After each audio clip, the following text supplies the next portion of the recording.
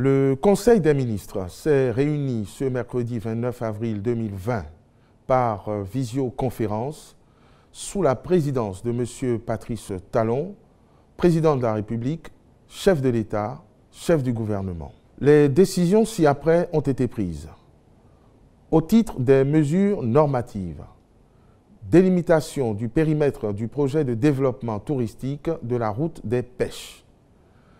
Le décret numéro 2005-664 du 3 novembre 2005 portant classement de la zone à vocation touristique exclusive de la route des pêches prescrit une superficie de 15 853 hectares, largement supérieure à l'emprise du projet qui est de 3 712 hectares sur terre ferme. Sur cette base, les coordonnées géographiques du périmètre objet de la déclaration d'utilité publique intervenue en 2006 méritent d'être corrigées.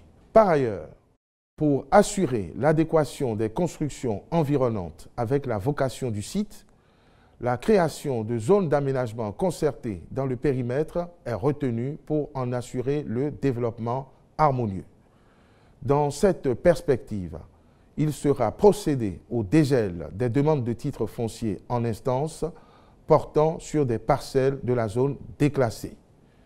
Les ministres concernés par la mise en œuvre du dossier accompliront toutes les diligences nécessaires à cet effet.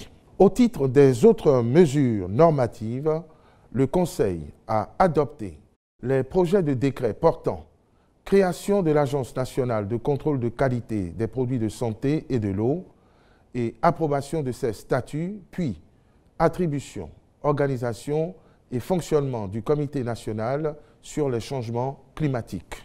Projet de décret portant réglementation de la pose ou de la dépose de conduites diverses dans l'emprise des routes et voies urbaines.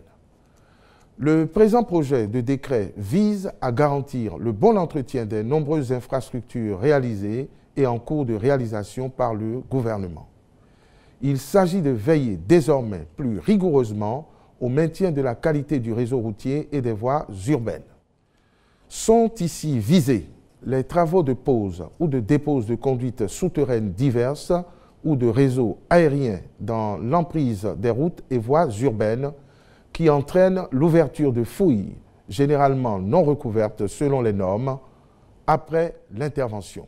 Au terme du décret, il concerne notamment l'adduction ou la distribution d'eau et de tout autre fluide, l'évacuation des eaux pluviales et des eaux usées, le réseau de transport et de distribution d'électricité, les réseaux téléphoniques, y compris les lignes et fibres optiques, tous autres travaux pouvant avoir une incidence sur l'emprise des routes et voies urbaines.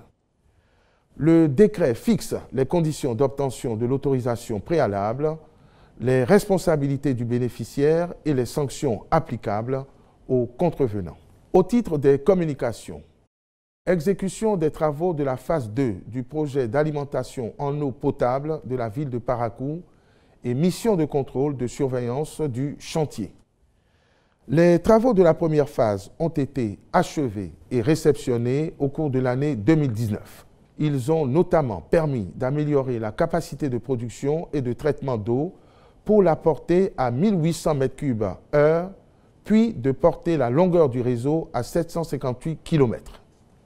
Cependant, pour atteindre le niveau de service attendu afin de satisfaire plus convenablement les besoins en eau potable des populations non encore desservies par la Société nationale des eaux du Bénin dans les localités impactées par le projet, des travaux supplémentaires d'extension et de densification du réseau de distribution sont indispensables. Ils consisteront en la fourniture et en la pose de 610 km de conduite de diamètre variant entre 75 et 160 mm pour doubler littéralement la longueur actuelle du réseau. Ceci favorisera un accroissement conséquent du nombre d'abonnés. De même, une mission de contrôle et de surveillance est recommandée pour garantir la qualité des ouvrages à réaliser.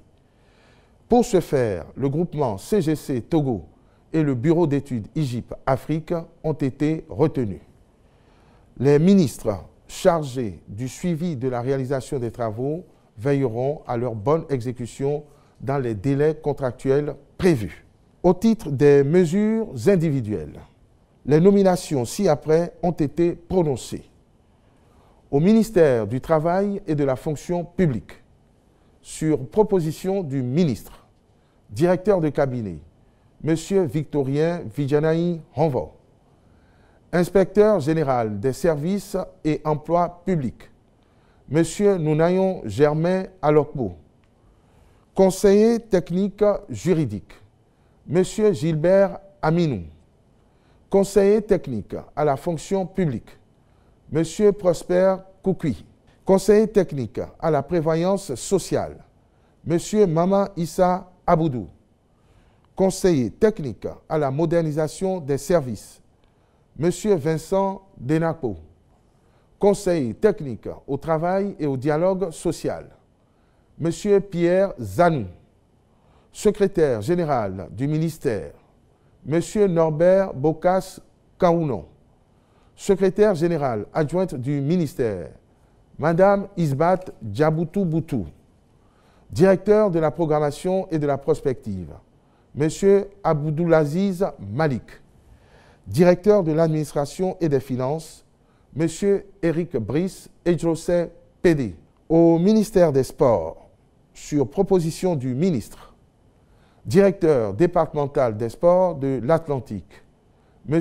Angelo Évariste Awanjinou, directeur départemental des sports du Plateau, M.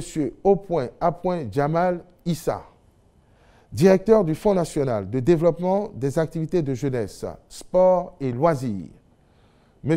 Imoru Bouraïma, directeur du sport et de la formation sportive, M. Okri Novillon. Je vous remercie.